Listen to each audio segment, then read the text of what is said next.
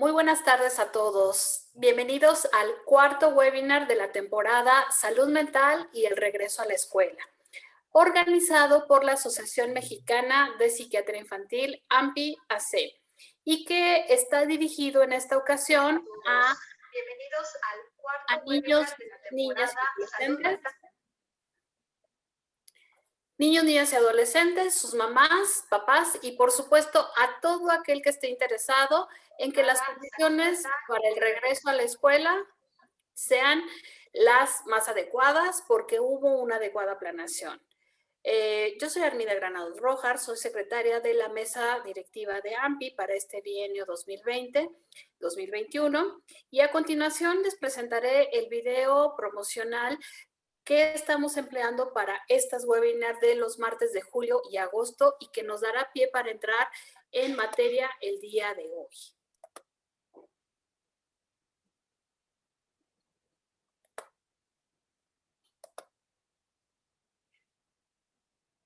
El regreso a clases presenciales ha generado miedos y dudas sobre cómo será esta nueva normalidad en la escuela. Los expertos de la Asociación Mexicana de Psiquiatría Infantil responderán a esas dudas.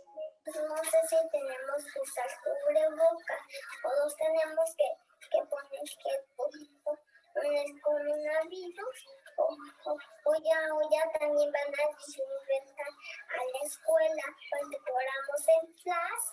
Lavamos las manos antes de tocar la escuela. Quiero preguntarle cómo se produce el virus. ¿Por lavarse las manos o por no lavárselas antes de ir al baño?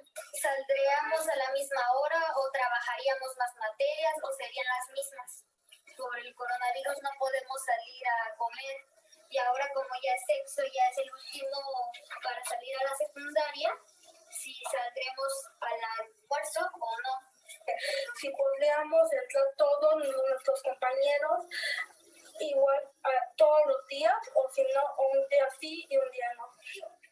¿Tienes ganas de entrar a la escuela? Sí y no, porque si entro puedo contagiar a mis abuelitos. ¿De qué los puedes contagiar? COVID. ¿Tienes alguna otra cosa que te preocupe al entrar? ¿Cuál es? Que me enferme de COVID y la pase a mis abuelitos.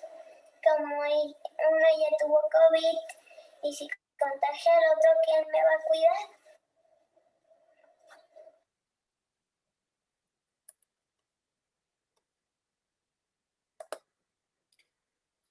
Muy bien, pues justamente para comenzar, saludo al doctor Adrián Iván Novelo del Valle. Buenas tardes, Adrián. Mucho gusto de que estés aquí con nosotros y me voy a permitir iniciar con la lectura de tu semblanza curricular.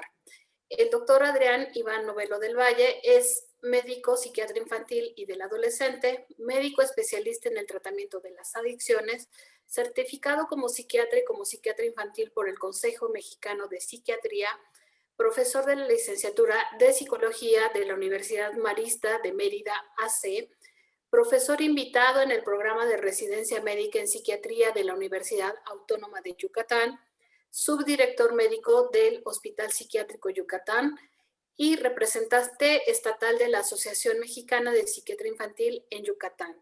Además, una muy buena persona, gran amigo, y te saluda, Adrián, muy buenas tardes. Muy buenas tardes, muchas gracias por la presentación, doctora. Muchas gracias a todos los que nos están viendo. La verdad es que es para mí un honor estar aquí con todos ustedes para que podamos platicar un poco sobre estos temas tan importantes, pero particularmente reconocer el trabajo que en esta temporada está haciendo la Asociación Mexicana de Psiquiatría Infantil, justo para llevar información a todos los que sean posibles y que con eso podamos contribuir justo en la manera en la que podamos ir a apoyar a los niños, niñas y adolescentes y también a sus familias. Entonces, bueno, encantado de estar aquí. Buenas tardes a todos. Bien, pues si te parece, Adrián, vamos explicando cómo va a ser la dinámica que ideamos para esta presentación. Les comento que el webinar del día de hoy vamos a presentar algunos audios grabados con la finalidad de darnos pie al tema de hoy, que es ¿cómo puedo hacer amigos en este regreso a clases? y yo le agregué presenciales, porque de todas maneras los chavitos siguen en clases, ¿no? Y les invito desde ya a ir comentando sus dudas e inquietudes en nuestro chat del Facebook Live, para que al finalizar el doctor Novelo nos pueda comentar al respecto. Entonces, vamos a comenzar con 3 audios de 2 pequeños amigos de AMPI. Los 2 primeros son de Emiliano. Él tiene 11 años y pasó a 6º grado de primaria, lo cual quiere decir que desde finales de 4º año no ve a sus cuates en la escuela. El tercer audio es de Lalo, de 10 años, y que pasó a 5º de primaria. Esto implica que desde finales del 3er año no ha visto a sus amigos en la escuela y además él tiene la particularidad de que cambió de escuela, o sea que no conoce a sus compañeros del grado pasado. Entonces vamos a escuchar estos audios. No he vivido con nadie, ya no he platicado con mis amigos y con esto de la pandemia pues ya no voy a poder tener contacto, ya no voy a poder jugar ni platicar, ya no va a ser como antes y entonces pues se me va a hacer más difícil convivir, interactuar con mis amigos. Va a ser muy difícil, pero a lo mejor lo puedo lograr.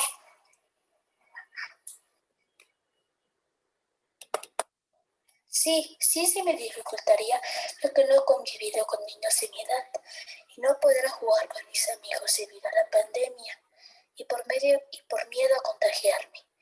Se me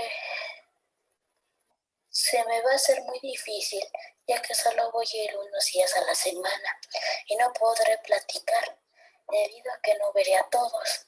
Así que va a ser muy difícil, pero lo lograré. Ya que tal vez no pueda jugar como antes, pero trataré de platicar y contarles todo lo que me ha sucedido en esta pandemia y cómo lo he logrado. Bien, recuerden entonces que él es Emiliano, de 11 años y que pasó a 6º grado. Vamos a escuchar a Lalo. En mí me afectó demasiado en mi manera social, seguro también en mis amigos. Y pues va a durar más. Cuando ya pasó el año, pues dije, esto va a tardar como 3 años. Y pues cuando regresemos, pues tenemos que hacer nuevos amigos. Ni modo. Entonces, pues va a tardar esto. Nos tenemos que aprender a cuidarnos, a lavarnos las manos, a ponernos bien el cubrebocas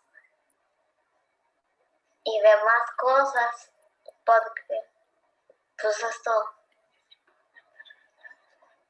porque es importante regresar a la escuela. Gracias, Miss. Bien, Adrián, pues este es el punto de vista de nuestros pequeños amigos. ¿Qué nos puedes comentar al respecto? Pues la verdad es que primero hay que agradecerle a Lalo y Emiliano, ¿no? Que hayan contribuido con nosotros. Creo que nos da el panorama justo e ideal como para que podamos ir tratando de conceptualizar o más bien contextualizar de lo que va esta parte del regreso a clases, ¿no? Y cómo desde la perspectiva también de los niños es muy importante considerar todas estas diferentes perspectivas que puedan llegar a tener, pero que de alguna u otra forma pueden estar influyendo para que puedan adaptarse de manera positiva o quizá puedan requerir algún otro tipo de apoyo mediante bueno, diferentes estrategias. Y bueno, me gustaría empezar haciendo como algunas puntuaciones y para eso tengo aquí un par de diapositivas. Voy a tratar de entrar, salir de alguna de las diapositivas. Traté que fueran lo más esquemáticas posibles para no venir a leerles algo. Y entonces, porque bueno, una de las cosas que particularmente me gustaría que quede claro, es un poco, y a lo mejor tratar de ir haciendo bueno, a final de cuentas que todos lo hemos vivido, ¿no? Pero como a lo largo de estos, pues ya de este casi año y medio para nosotros en México y a distintos tiempos en otras partes del mundo, pues obviamente el crecimiento del número de las personas afectadas por esta enfermedad, por el COVID-19, llevó al punto entonces de implementar una serie de medidas, ¿no? Y dentro de estas medidas vino lo que en muchos lados se puede llamar como de distintas formas, pero bueno, que yo me voy a estar refiriendo como el confinamiento, que entonces fue esto en cuanto a que los niños y que, bueno, en general la mayor parte de las personas tengamos que quedarnos más tiempo en casa por un tema de seguridad. Pero cómo esta parte del confinamiento, bueno, vino a generar una serie de posiciones de vulnerabilidad, particularmente en niños, niñas y adolescentes, porque, bueno, los retiran de sus dinámicas, de todas estas rutinas habituales, y que de alguna u otra forma va generando distintas respuestas, va generando una serie de factores que van a llevar al punto de tener una serie de implicaciones, tanto emocionales como conductuales y evidentemente en el entorno, que bueno, es particularmente hablando del tema de la familia. Entonces, bueno, entrando de lleno a lo que va esta parte de la pandemia y con el tema de la socialización, es muy importante tomar en cuenta, bueno, la definición, ¿no? ¿Y a qué nos referimos cuando hablamos de socialización? Y prácticamente es este proceso de interacción, como su nombre lo dice, social, a través del cual una persona va a aprender, pero también va a interiorizar estos elementos socioculturales que están a su alrededor, es decir, de su medio ambiente, y que los va a integrar en la estructura de su personalidad bajo la influencia de una serie de experiencias y todo esto que puede estar, que se pueden considerar como agentes sociales significativos de su entorno y en donde pues prácticamente se desenvuelve. Pero hablando de la situación de niñas, niños y adolescentes antes y durante de la pandemia, pues no es una tarea sencilla. La verdad es que para todos ha representado un reto, ha representado pues la necesidad de estar en constante búsqueda de las informaciones, pero sobre todo de las mejores evidencias posibles para dar una serie de recomendaciones y que junto con eso podamos ir construyendo alternativas. Pero particularmente hablando específicamente de los niños y a lo mejor quizá más de la parte de los niños más pequeños, prevaleció, sobre todo al inicio de la pandemia, vamos a decir, como una acción de invisibilización. O sea, como que de alguna u otra forma había una postura en donde existía esta tendencia de inferiorizar hacia ellos. O sea, que de alguna u otra forma la visión, la manera en la que estábamos actuando, la manera en la que nos estábamos desenvolviendo, pues particularmente era una visión más enfocada del adulto. Y entonces estos comentarios como llegaron a ser que, bueno, ¿sabes qué? No vamos a comentarle nada a los niños. Total, cuando tú crezcas lo vas a entender, al rato lo platicamos, espérate, no opines, cállate porque estamos viendo qué vamos a hacer. Todo este tipo de situaciones pueden ir enmarcando todas estas diferencias con respecto al tiempo, al evento, a la manera en la que los niños pudieron ir viviendo todo este proceso. Entonces, pongo como ese panorama un poco para visualizar que tampoco fue algo tan sencillo para los niños.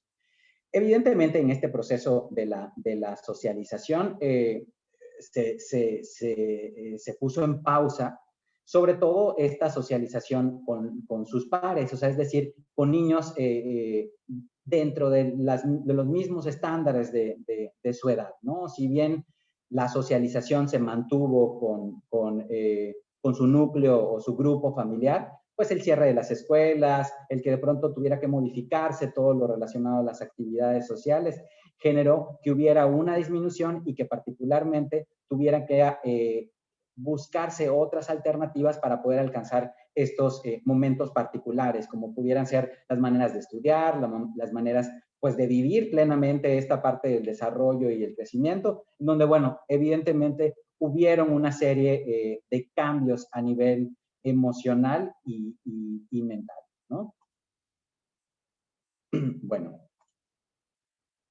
Pero entonces llegó el confinamiento, ¿no? Y entonces los niños al encontrarse encerrados, al no poder ir a la escuela, no poder ir a las guarderías, evidentemente hubo una disminución de eventos donde pues una de los objetivos era justamente interactuar con otros niños. Digo, hablando no solo de las escuelas, sino también de los parques, las fiestas de cumpleaños, todo esto de alguna u otra forma se vino a afectar.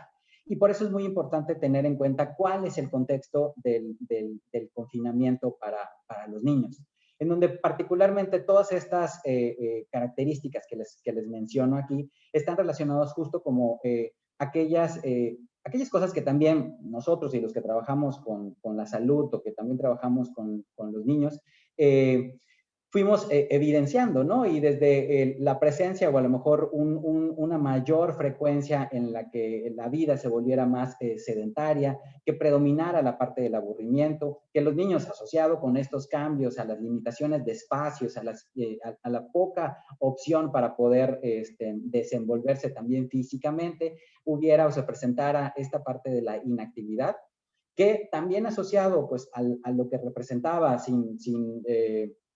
tomando en cuenta pues la misma incertidumbre que vivían los adultos y todo esto que iba cambiando día con día, fue generando que existiera particularmente un ambiente de estrés, que generara mucha frustración, que de pronto los niños de forma frecuente, y eso es algo que bueno, a todos nos tocó vivir, que de pronto preguntaran, bueno, ¿y hasta cuándo va a ser esto? ¿Hasta cuándo vamos a seguir así? ¿Cuándo voy a volver a ver a mis amigos? Y que evidentemente esto fuera generando como una dificultad también en cuanto al manejo de la información, ¿no? Fue yo creo que más o menos hasta ya avanzada la pandemia en que aparecieron por una serie de asociaciones civiles alternativas para poder informar a los niños sobre lo que estaba pasando, sobre lo que era el virus, la manera de protegerse, pero todo ese lapso de tiempo pues pudo haber influido para que los niños de alguna u otra forma estuvieran presentando de esta manera. Entonces, como Emiliano lo menciona, como Lalo también parece que lo vive, ¿no? Pues pudiera yo hablar ahí que un poco de lo que, de la forma en la que tuvieron como esta parte del ajuste o del esquema emocional, pues estuvo ligado con diferentes cosas. Y en el video que veíamos al principio, también una de las chicas lo mencionaba, ¿no? Y decía, bueno, es que evidentemente tengo, bueno, obviamente utiliza sus palabras, ¿no? Pero dice, sí quiero regresar, pero no quiero regresar. Sí quiero regresar porque, bueno, evidentemente el regreso puede representar esta parte de la reincorporación a todas aquellas actividades sociales que pudiéramos considerar como positivas, ¿no? Jugar con los otros amigos, ver a los maestros, estar en un ambiente diferente. Pero por el otro lado, esta vamos a decir, como contraparte de la balanza, en donde, pero pues tengo miedo. ¿Y por qué? Porque puedo contagiar y esta parte puede ir generando que a lo mejor yo pueda contagiar a mis abuelos, y eso generar toda una serie de esquemas y de ajustes psicológicos que evidentemente pueden llegar a desconcertar y a generar una serie de repercusiones dentro del esquema de lo que representa el confinamiento. Pero entonces, ¿qué es lo que esperaríamos o qué es, o a qué pudiéramos decir que pudiera representar una repercusión que ha generado este confinamiento en la parte social de los niños? Pues de alguna otra forma se pudiera esperar esta dificultad para sostener relaciones. ¿Y por qué? Porque sobre todo en aquellos casos en los que chicos no han tenido la oportunidad de entrar de lleno a la parte de la socialización con sus pares. A lo mejor, no recuerdo, me parece que Lalo es quien terminó el preescolar y entonces pasó a primaria, pues todavía no conoce esa parte de ese ambiente y eso de alguna u otra forma puede influir en el que en la que se pueda evidenciar una dificultad para sostener relaciones. Una dificultad en asumir las normas, porque uno de los tantos objetivos que representa el estar en un ambiente distinto, como puede ser en casa, es reconocer a otras figuras de autoridad. Otras figuras de autoridad, como pueden ser los maestros, como pueden ser cualquier otra persona que esté también dentro de ese mismo ambiente, con el cual los chicos puedan irse vinculando, pero que de alguna otra forma puedan tener en cuenta cómo esta parte de las normas es algo que se tiene que cumplir y que eso permite que yo me pueda relacionar mejor con mis compañeros u otros chavos de la misma edad. A diferencia de que durante el confinamiento, en algunas ocasiones las normas y de pronto también asociado por la manera en la que se pueden manejar las cosas en casa, en muchas ocasiones esta parte de las normas puede estar más relacionado con la obtención de una ganancia, cosa que no es lo mismo en ambiente en donde existen otros chicos, ¿no? Evidentemente, por el hecho de estar en el confinamiento o como parte de esta repercusión, pues disminuye el contacto físico y en muchas ocasiones el contacto físico, la parte de los juegos, todo esto se puede considerar como una manera en la que los niños pueden utilizar esa parte de convivencia como una manera de descargar y también tener una fuente de confort emocional. Evidentemente, si disminuye ese contacto físico, también disminuyen las fuentes para las cuales yo pueda sentirme bien si yo soy un niño, niña o adolescente. Y bueno, lo que en muchas ocasiones ha pasado, digo, aún y que, porque pudiéramos pensar que la sensación de soledad es estrictamente en aquellos niños que a lo mejor viven en una familia en donde todo el resto de los miembros son adultos, ¿no? O que a lo mejor es el hijo único. Pero en realidad puede pasar también en el caso de algún adolescente en el que no tiene una buena comunicación con los papás, en el que a lo mejor el resto de sus hermanos están mucho más pequeños. Y bueno, esa es otra como repercusión que pudiera vincularse con todo esto de lo que estamos esperando. Pero no sé, doctora, ¿cómo vamos? ¿Cómo ve esto que le cuento? Está cerrado el micrófono. Perdón. Con tal de no hacer ruido, ya me seguí. Te decía que es muy buena esta forma en la que presentas justo la socialización como parte estructurante del niño, ¿no? De un adolescente, ¿no?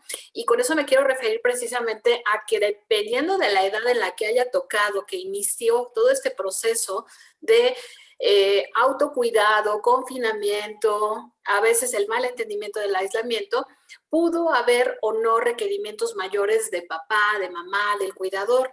Entonces, me gustaría, Adrián, que escucháramos los audios de dos mamás, de la mamá de Emiliano, primero, y después de la mamá de Lalo, donde hablan precisamente de qué puede representar para ellas este regreso a clases presencial. Primero, entonces, la mamá de Emiliano. Okay. Como mamá, sí me preocupa este regreso a clases, sobre todo por todo esto de la pandemia. Yo no sé si todos los niños van a usar cubrebocas, si todos van a tener el lavado frecuente de manos, si van a ir todos al salón de clases o cómo se va a manejar. No sé, con esto de la pandemia a mí sí me da mucho miedo como mamá que mi hijo se vaya a contagiar ahí en la escuela. Además, pues bueno, sí he tenido pérdidas en la familia por COVID y sí me asusta mucho. Sin embargo, creo que, pues en mi caso es único hijo y sí necesita convivir con otros niños, pero me da mucho miedo. No sé cómo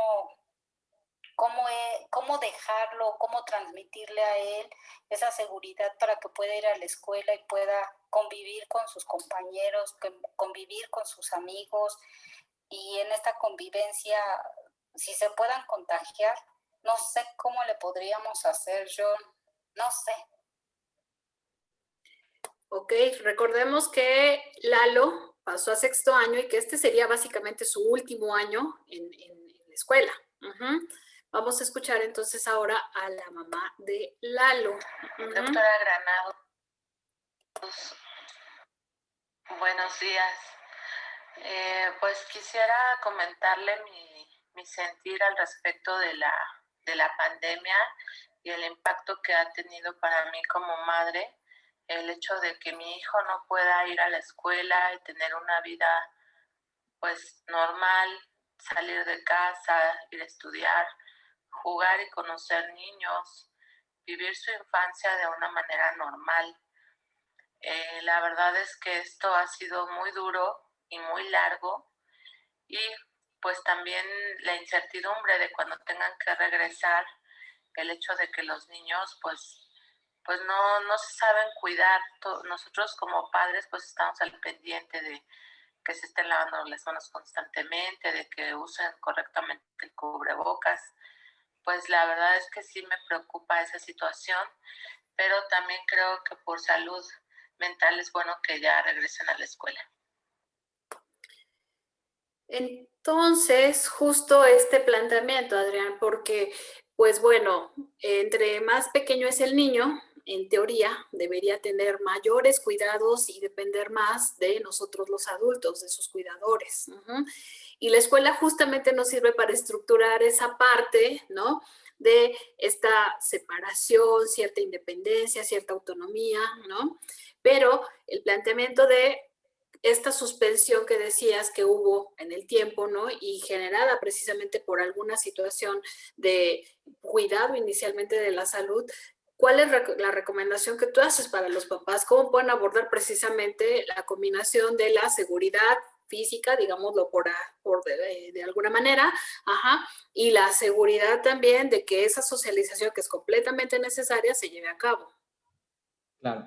Sí, yo creo que es, o sea, bueno, muy importante esta parte de los comentarios que nos hacen estas mamás, justo porque también nos orientan a cómo a cómo poder ir estructurando la manera en la que podemos dar el tipo de recomendaciones, pero también la manera en la que podemos ir moviéndonos los adultos para poder acompañar, pero también para poder apoyar a los niños y adolescentes. Y es que quizá algo que también debemos de considerar, y un poquito quiero hacer como un pequeño paréntesis antes de entrar en esta parte de la recomendación, porque bueno, hay que también conceptualizar que toda la parte del confinamiento pudo haber generado en ciertos niños, en ciertas poblaciones, tanto un leve rezago en el desarrollo infantil, sobre todo por aquellas necesidades que pudo haber sido generado en niños más pequeños,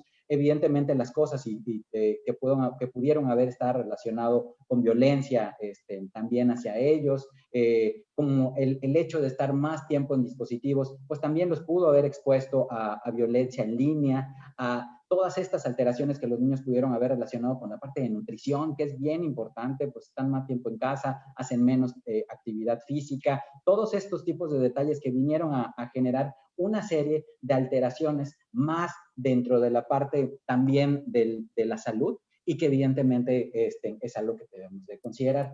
Pero evidentemente va a ser distinto la forma en la que cada niño va a ir respondiendo, pero bueno, lo que pudiéramos esperar y que para esto, y es bien importante, ¿qué es lo que podemos esperar? Para que también uno como adulto pueda prepararse y pueda entonces buscar las maneras de adaptarse y con esto ayudar a los niños. Podemos encontrar evidentemente la presencia de temores, o sea, hemos estado informándole a los niños que tienen que cuidarse, que tienen que lavarse las manos, y entonces en algunos chicos va a haber un registro que de alguna otra forma pueda representar un mayor temor a la hora de salir, que se puede asociar como con toda esta parte que puede ser la parte de las inseguridades, de las ansiedades, ¿no? Pensando en cada una de las formas en las que se pueda ir manejando este tipo de respuestas también desde la parte emocional.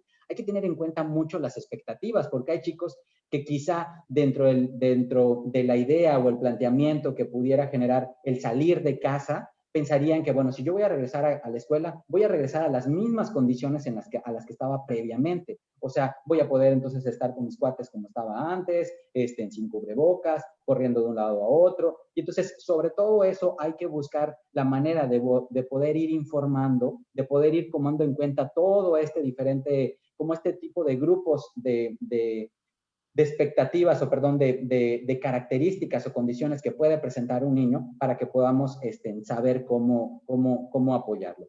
Pero entonces, ¿de qué manera los papás y cuál sería mi recomendación para que puedan ir preparando esta parte del regreso a clase? Bueno, traté como de conjuntar, existen muchas recomendaciones y si revisamos como diferentes bibliografías, porque bueno, afortunadamente se sigue produciendo información al respecto. Pero traté como de hacer un resumen de lo principal y bueno, de primera instancia tenemos esta parte de aliviar la ansiedad. Y eso pudiéramos hablar como de forma generalizada, ¿no? Que es aliviar la ansiedad tanto del niño, pero también como del adulto. Y entonces, en esta manera de poder aliviar la ansiedad, me refiero a que una buena manera de eliminarla o de disminuirla es llevando al punto de todas estas recomendaciones que puedan estar relacionadas con el autocuidado, ¿no? Esta parte de practicar el uso del cubrebocas, de mantener la sana distancia, el lavado de manos, todo lo relacionado que va a hacer, o todo lo relacionado con los cambios de horarios, porque los chicos van a pasar de estar ciertos horarios manejando en casa, van a pasar a un horario totalmente diferente. Entonces, hay que también irnos preparando para evitar esas ansiedades de último momento. Hay que platicar sobre las maneras en las que se van a volver a clase, la manera en la que, bueno, cosas que pudiéramos considerar a lo mejor sencillas, pero como pudiera ser la comida. Bueno, ¿qué pasa si hoy le toca a ir a mi hijo a la escuela y entonces va a tener un periodo para poder tomar un refrigerio y en el recreo se va a comer el lunch? ¿Cómo lo va a comer? Entonces tenemos que explicarle que, bueno, no hay que compartir los alimentos, que entonces él debe de llevar su botella de agua, que él debe de llevar sus propios cubiertos. Detalles de estos tipos que están relacionados con la forma de poder ir puntualizando las formas en las que podemos ir desmenuzando de las diferentes actividades, es una manera de protegerlos e ir aliviando con la ansiedad. Súper importante hablar y validar las emociones, ¿no? Si alguno... Digo, todos tenemos cierto conocimiento con los niños, las niñas o los adolescentes con los que estamos en mayor contacto. Pero si identificamos que mi hijo es particularmente ansioso, bueno, el primer paso para apoyarlo es validar esa ansiedad, es validar esos temores, ¿sí? ¿Y de qué manera se validan? Pues justamente hablando de eso, palabras como que, bueno, entiendo, respeto que te puedas estar sintiendo así, pero por favor explícame para que yo pueda entender un poco más. Y que después de escucharlo, después de poder tener a lo mejor como un poquito más claro a lo que se refiere ese temor, bueno, entonces poder ofrecer alguna alternativa o simplemente demostrar que uno está ahí. Es muy importante hablar y validar de todas las emociones antes, durante y también después a lo mejor del primer día de clases. Esta parte que puse aquí, que pareciera como un paso de baile, me refiero justamente a eso, ¿no? A que hay que ensayarlo, hay que irnos paso por paso, ¿no? Si bien hoy en día tenemos como una mayor movilidad, porque, bueno, también los chicos salen y se van al carro y entonces han implementado estas otras actividades, como las caravanas en las fiestas, entonces no es algo tan ajeno el salir de casa, pero entonces quizá valga la pena ensayar cómo pudiera ser un día de clases. Y entonces que vaya desde el momento en el que se tiene que despertar, cómo se va a preparar, cómo va a llevar el cubrebocas, esto de lo que hablamos como puede ser la toma de los alimentos, qué va a hacer con el cubrebocas a la hora de tomarse el lunch o comerse el lunch en la escuela, lo va a bajar acá, se lo va a quitar, lo va a dejar en la mochila, o sea, ese tipo de detalles que prácticamente, bueno, aquellos que tenemos que salir, pues lo hemos vivido, pues es justo lo que tenemos que adelantar y anticiparnos para poder ofrecer alternativas que puedan proteger a los niños.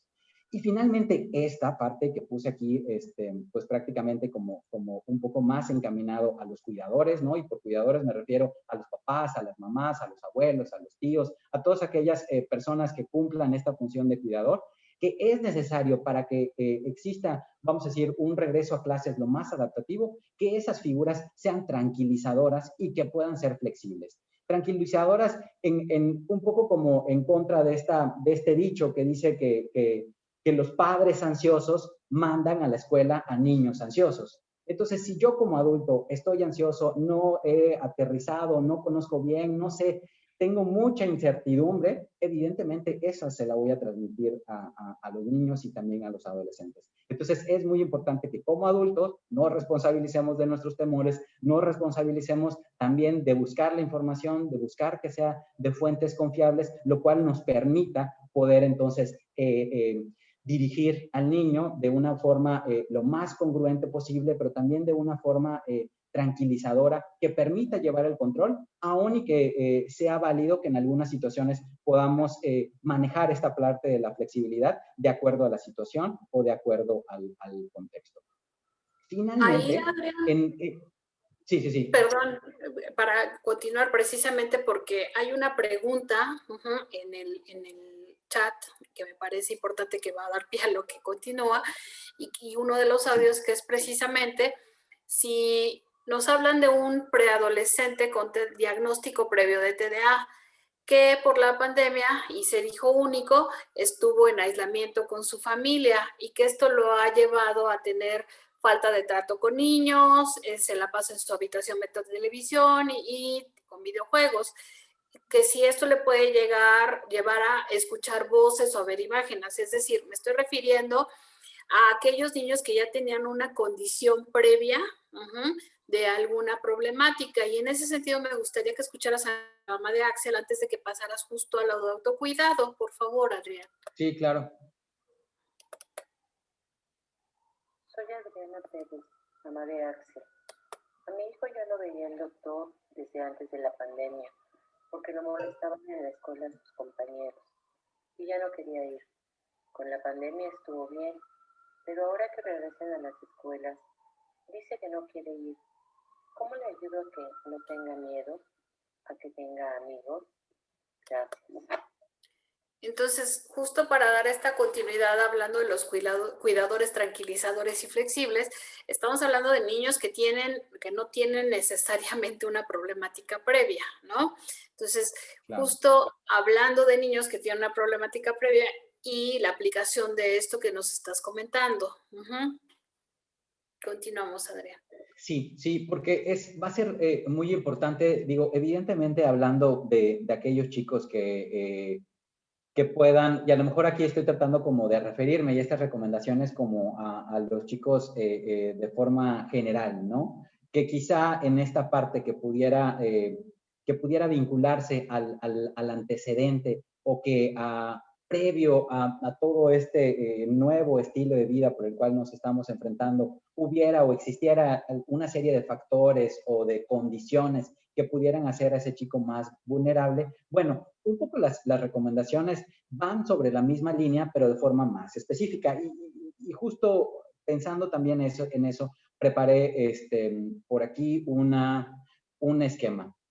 Este autocuidado, la verdad es que de lo que voy y un poco porque en muchas ocasiones nos genera duda, es qué vamos a hacer y cómo le explicamos a los niños. Y hago aquí ahí también un pequeño paréntesis antes de seguir con las recomendaciones para los chicos con algún padecimiento previo al confinamiento, a esta campaña que lanza UNICEF con esta asociación civil que es la Fundación Cántaro Azul, en donde en colaboración con la Secretaría de Educación Pública y la Comisión del Agua, lanzan esta serie de herramientas y esta serie de infografías, en donde, bueno, el objetivo es principalmente brindar a las comunidades escolares de educación básica estas herramientas que permitan reforzar y fortalecer la higiene y autocuidado, a lo mejor de forma muy gráfica y de manera muy puntual, ¿no? Entonces, en cuanto a aquellas recomendaciones que evidentemente en casa nosotros podemos llegar a hacer, pero a lo mejor como para también una especie de apoyo visual puedan existir y podamos dárselas a los niños para que ellos de alguna otra forma tengan en cuenta o tengan presente estas diversas maneras. Estas infografías están disponibles en la página de UNICEF, se pueden descargar, tienen muy buena calidad, entonces en un momento dado pueden servir hasta como para imprimirse en formatos más grandes. Pero bueno, regresando a esta parte de lo que va a regresar, lo que va a representar el salir de este confinamiento y lo que representa el regreso a estas clases presenciales, que es de lo que estamos hablando, debemos de considerar, justo como Itz Rojas nos pregunta, ¿no? En este planteamiento del preadolescente que vive con trastorno por déficit de atención, con hiperactividad. Y entonces, que en casos de esta vulnerabilidad se ha descrito diferentes, o bueno, como tres grandes caminos, ¿no? Aquellos chicos que durante el confinamiento tuvieron una buena evolución, se adaptaron bien, vamos, no hubo ninguna situación de gravedad y que por el contrario pareciera que les vino a generar un bienestar el estar en esta situación. Aquellos que tuvieron a lo mejor consecuencias moderadas, no tan graves como para que hubiera como necesidad de algo extra, pero sí tuvieran algunas consecuencias que vale la pena o que durante el transcurso de este confinamiento llevaron a los papás a quizá a buscar en ayuda, a resolver dudas para poder sobrellevar esto. Y los casos en los que evidentemente los cuadros, las características, todo lo relacionado al manejo, la conducta y las emociones de los niños pudo haberse presentado de una forma más aparatosa o con empeoramiento. Entonces, la manera o la recomendación es justo esto que pongo aquí como si fuera un rompecabezas, porque evidentemente eso está vinculado con la parte del trabajo en equipo. Y una de las maneras en las que podemos ir apoyando a ese regreso a clases, teniendo muy en cuenta, al menos desde mi punto de vista o como mi opinión, el esquema que les mostraba en la diapositiva anterior, ¿no? Bueno, esta parte de aliviar la ansiedad, esta parte de irnos paso por paso con los ensayos, con la parte de las figuras tranquilizadoras, porque justo en estas personas o en estos chicos que llegan a tener como alguna condición que los puede llegar a poner en cierta vulnerabilidad, tenemos todavía que ser más puntuales para modelar la confianza y poderles inculcar esta parte de la tranquilidad. Y en este punto que insisto, desde mi punto de vista creo que es algo muy importante de los modelajes, es que ahora les voy a comentar algo.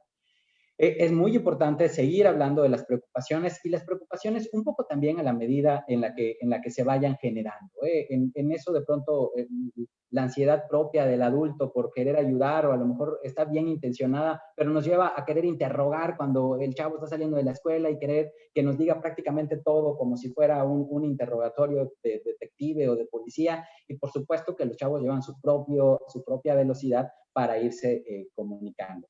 Hay que trabajar en equipo. Entonces, el trabajo en equipo representa, pues evidentemente, las personas que estamos en casa, los propios niños, otros miembros de la familia, pero también los maestros. Los maestros son mucho más importantes de lo que en ocasiones llegamos a considerar.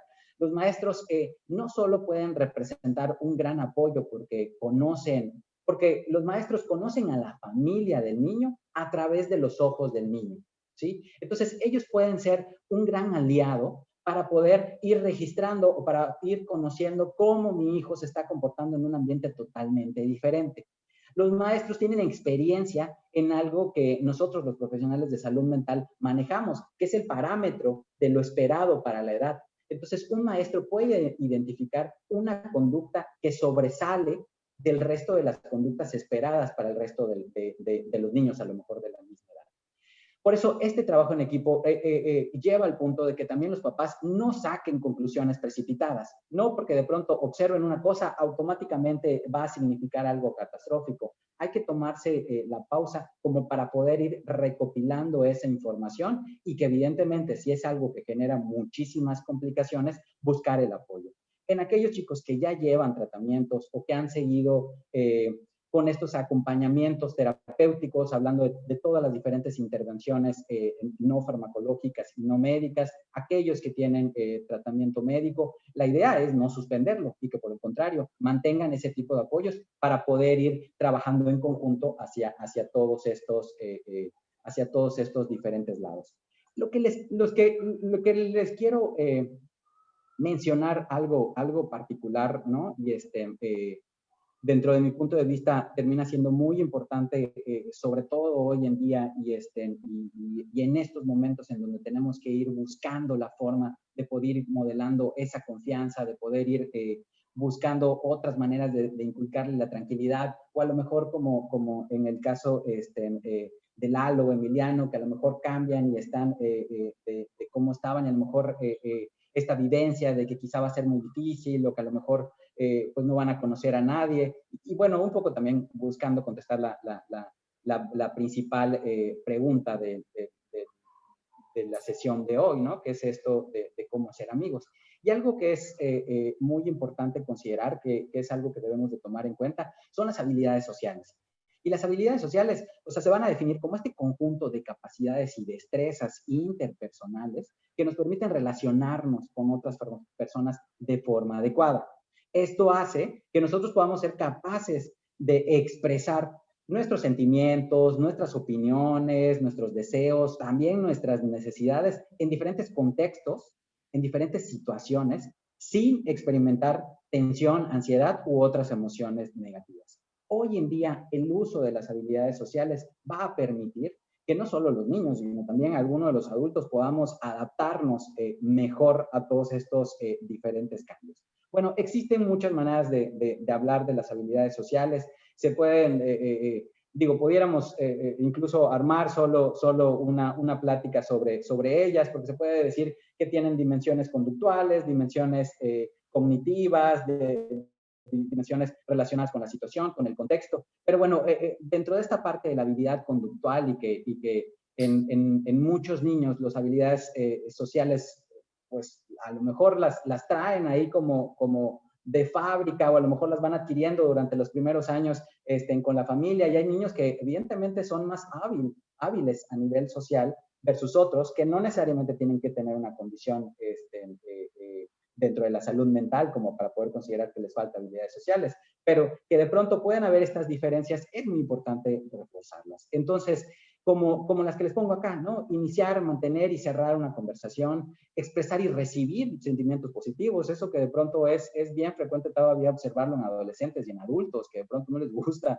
recibir halagos.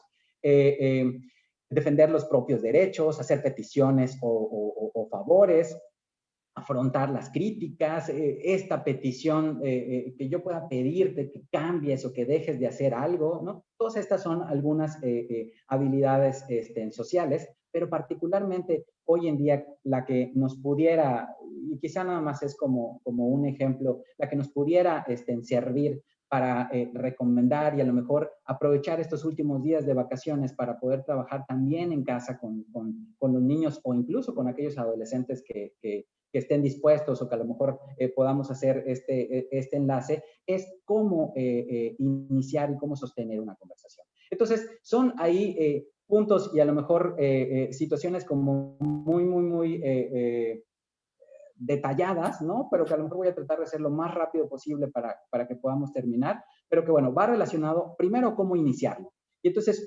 el inicio de una conversación puede empezar, y eso es algo que a lo mejor hacemos de forma automática, pero vale la pena platicarlo con los niños, vale la pena hacer como estas diferentes pausas para poder ir haciendo esta reflexión de cómo estamos estableciendo una conversación, porque eso es lo que de alguna otra forma va a permitir a que los niños puedan establecer nuevas amistades o puedan adaptarse y romper quizá con esa parte de la ansiedad o el temor en un ambiente nuevo, con el cubrebocas puesto, con todo esto que va a alterar la estructura de cómo se van a estar relacionando. Entonces, ¿cómo podemos iniciar una conversación? Y eso con un comentario impersonal estándar, ¿no? Que es algo que a lo mejor cuando de forma más frecuente estábamos en lugares públicos, pudiéramos hacer comentarios como, oye, hay mucho calor, ¿no? Bueno, eso es un comentario que hacemos constantemente aquí en Mérida, Yucatán, pero bueno, que se puede hacer en otro lugar, ¿no? Como, oye, qué día tan bonito. Con eso puedo iniciar una conversación. Puedo iniciar una conversación diciendo algo agradable a la persona, ¿no? O sea, algo agradable sobre su conducta. Oye, qué bien, qué bien puesta tienes en la mochila, ¿sí? Puedo decir algo agradable de la persona. Oye, me gusta mucho tu camiseta, ¿sí? Ese tipo vamos a decir, como de enlaces o de inicios en la conversación puede ser algo que nos permita iniciar. una conversación. Evidentemente, y algo bien importante en las conversaciones, es un poco al revés de como lo estoy haciendo yo, o ahora por tiempo estoy hablando muy rápido. Entonces, a la hora de iniciar una conversación, hay que hacerlo de forma pausada, en un tono amable y evidentemente sonriendo, porque bueno, lo que buscamos es justamente esta interacción con la otra persona, con el otro niño, con el otro adolescente.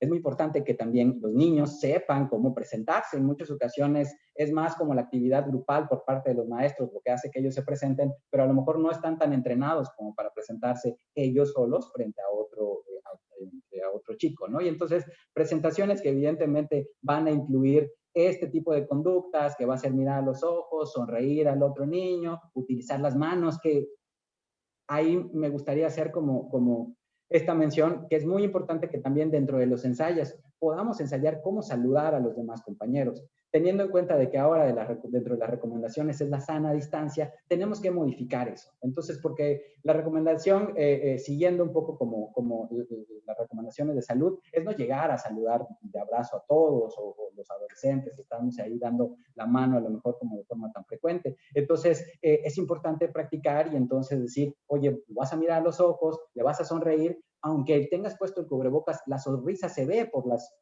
los pliegues de los ojos. Es muy importante que utilices la mano y que con eso lo vas a saludar o puedas dar el puño para recibir un saludo. Y evidentemente seguido de una frase, como puede ser, hola, yo me llamo Adrián, y qué bueno que sigan aquí escuchándome, ¿no?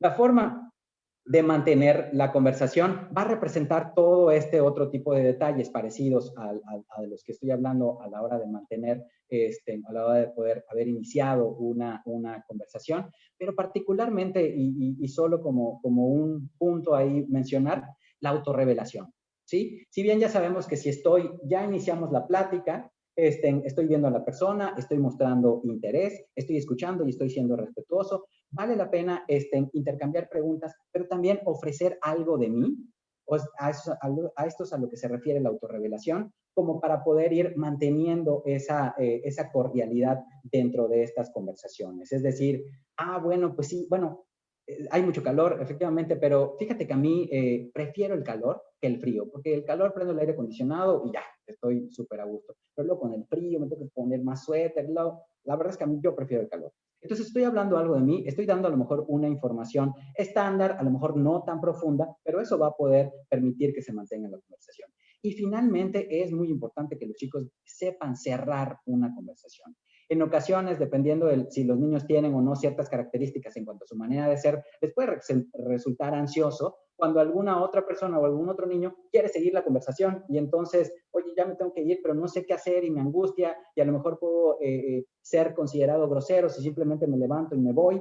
Entonces, el poder anunciar abiertamente, oye, me dio mucho gusto platicar contigo, pero ya me tengo que ir, ¿no?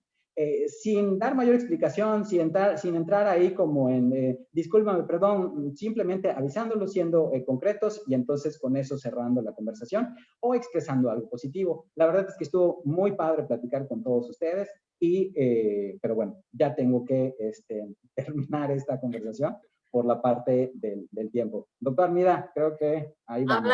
Hablando de cerrar conversaciones, pero no me puedo ir sin precisamente hacerte dos preguntas que son interesantes del chat en vivo. Blanca Castañeda nos dice si todos los efectos en niños son transitorios irreversibles y va ligado a otra pregunta de Ana María, que si es válido llevar a sus hijos contigo, me refiero pues con el psiquiatra infantil, para que asimilen el retorno a clases. Si nos dices esto, por favor, Adrián. Sí, bueno, para la primera pregunta, yo creo que algo que debemos de tener muy en cuenta es tener cuidado con las generalizaciones, ¿no? Cada niño, cada persona, y por eso es que platicábamos de los diferentes factores, van a responder de una manera distinta a lo que puede representar el regreso a clases. Entonces, ¿qué es lo que yo sugeriría? Y a lo mejor tomarse ese tiempo como para hablar con el niño, conocerlo e irlo monitoreando a lo largo del tiempo. Va a depender de si las manifestaciones o la conducta que él presente al regresar se se manifiesta o se presenta como en un tono de levedad, o sea, es leve, pero eso permite que él pueda asistir, que a lo mejor únicamente se preocupó y a lo mejor regresó de la escuela comentando, ay, mamá, es que sí estuvo como medio feo porque solo éramos unos cuantos y estábamos muy separados y extraño cuando todos entonces gritábamos. Ok, ese tipo de situaciones que a lo mejor puede ser la manifestación de una emoción negativa, pero no es lo suficientemente grave como para que no pueda continuar con la actividad. A partir de eso es que entonces nosotros podemos ir visualizando o poder ir determinando si esto va a ser algo temporal, porque algo que debemos de considerar que este regreso a clases evidentemente va a exigir un proceso de adaptación para todos, para los niños, para los maestros, para los profesionales de salud mental, para evidentemente para los papás. Entonces tenemos que estar al pendiente nada más de ese proceso de adaptación y en el momento en el que observemos que alguna conducta se dispara o está generando muchos problemas, ahí es donde entonces tenemos que considerar movernos, buscar el apoyo necesario para poder ofrecer las mejores oportunidades para los niños. Y con eso me voy hacia la segunda pregunta, justo que un poco lo que hacemos los profesionales de la salud mental infantil es que a través de la entrevista, a través de obtener información de lo que nos dice los papás, de lo que nos dicen los niños, lo que nosotros observamos en el consultorio, lo que nos pueden retroalimentar los profesores, a través de eso vamos haciendo un conglomerado de información para poder tener un panorama amplio de cómo está funcionando ese niño. Y para eso, poder establecer un diagnóstico, emitir una recomendación y evidentemente, en el caso que sea necesario, hacer o implementar algún tipo de intervención. En este caso, yo creo que va a depender de cada uno de los niños. Si aquellos que de pronto llegan a manifestar, sí, de verdad es que tengo mucho miedo y quizá eso ha venido a alterar mi comportamiento actualmente. ¿Por qué? Porque a lo mejor no estoy durmiendo, porque a lo mejor estoy teniendo algún tipo de conducta inhabitual, porque a lo mejor ya dejé de jugar. En ese tipo de situaciones creo que sí valdría la pena, que no necesariamente tiene que ser con un psiquiatra infantil, sino puede ser con algún otro profesional de la salud que se acerquen para poder ampliar, para poder resolver dudas o para poder recibir la canalización correspondiente en el caso de que pueda generarse. El tema de los niños y de las niñas y de los adolescentes, hablando de la salud, va siempre enfocado a que podamos trabajar en equipo y dentro de ese equipo entran los papás, entra el propio niño y evidentemente estamos comunicados muchos profesionales para ir buscando las mejores soluciones. No sé si respondí. Sí, claro, y justo para comentarle a Noemí Gil, puntualmente, ¿qué sugieres a los maestros que deben trabajar arduamente antes de comenzar con los contenidos?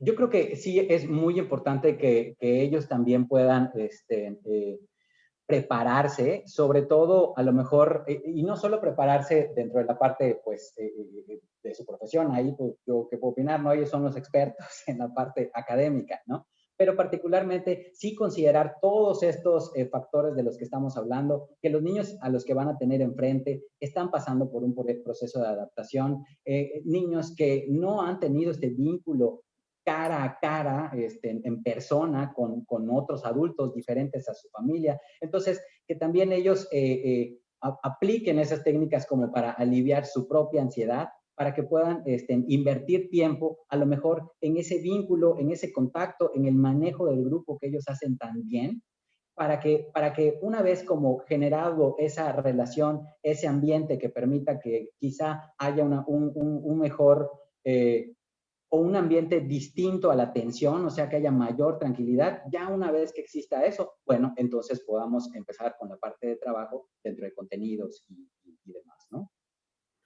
Bien, pues para terminar, justo quisiera que escucháramos la reflexión que hace un profesor de escuela, el profesor Ariel, en relación a qué es lo que propone él, ¿no? Él tuvo sexto grado de primaria y quisiera que lo escucháramos. Reflexión.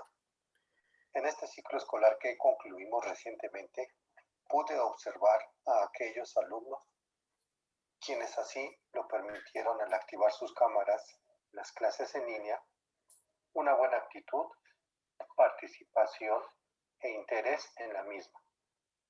Socializaban entre ellos, mostrando respeto a las opiniones y comentarios. Realmente no hubo problemática por la socialización. Frecuentemente la asociamos al contacto personal y físico, pero en esta situación pandémica se ha limitado ese contacto social.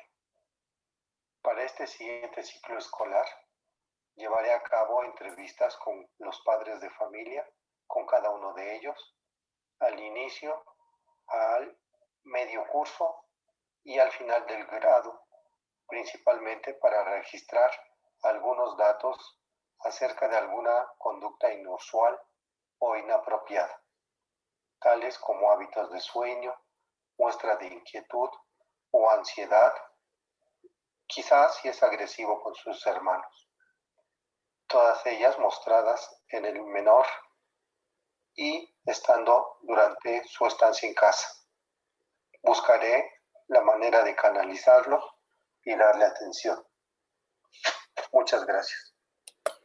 Bien, pues con esta visión, diría yo, esperanzadora, ¿no? Del trabajo justamente en equipo, del estar pendientes de nuestros pequeños, de nuestros adolescentes, es que te agradezco muchísimo, Adrián, esta participación para hablar de un tema que puede tornarse altamente subjetivo, como es la socialización, ¿no? Que podemos dejar en segundo lugar ponderando la seguridad física, la salud física, pero si empezamos a ver este panorama en el que probablemente tengamos que vivir endémicamente con este virus, ¿no? Tendremos que poner a la socialización en un punto muy similar al justo de la seguridad de la salud física. No podemos dividirla, no podemos dejarla rezagada y por eso te agradezco muchísimo, Adrián. Quisiera que me dieras tu conclusión rapidísimamente. Muchísimas gracias también a toda la Asociación Mexicana de Psiquiatría Infantil por considerarme para estar aquí, por invitarme, por tenerme siempre ahí pendiente. Muchas gracias, doctor Armida, porque es muy padre trabajar con usted y sobre todo esa parte de su organización es extremadamente útil para que en estos eventos se pueda aprovechar al máximo. Muchas gracias a las personas que estuvieron conectadas. Ojalá y que puedan contribuir con nosotros en la difusión de la información. Para mí no hay más esperanza que se vuelva normal el poder hablar de las emociones, el poder no solo darle la importancia que representa la socialización, sino el simplemente hecho de validar que existen emociones y que por las cuales también tenemos que reconocerlas para poder identificar cuando sea necesario un tratamiento. Entonces, gracias. Compartan este video cada vez que lo vean por allá. Vean el resto de los videos. Hay los mejores expertos involucrados en esta asociación. Y entonces, bueno, al contrario, en lo que yo pueda seguir apoyando, pues por aquí estaré. Muchas gracias a todos. Gracias y pues nos despedimos recordando la participación para el próximo webinar del 3 de agosto. Se llama Dispositivos electrónicos en el salón de clases. Estoy segura que le va a interesar a muchísimos. Está dirigido particularmente a profesores y profesoras que después tienen una gran dificultad con esto, pero como les dije, es para toda aquella persona interesada en que el regreso a clases presenciales pueda ser lo más adecuadamente posible. Gracias a todos y muy buenas tardes.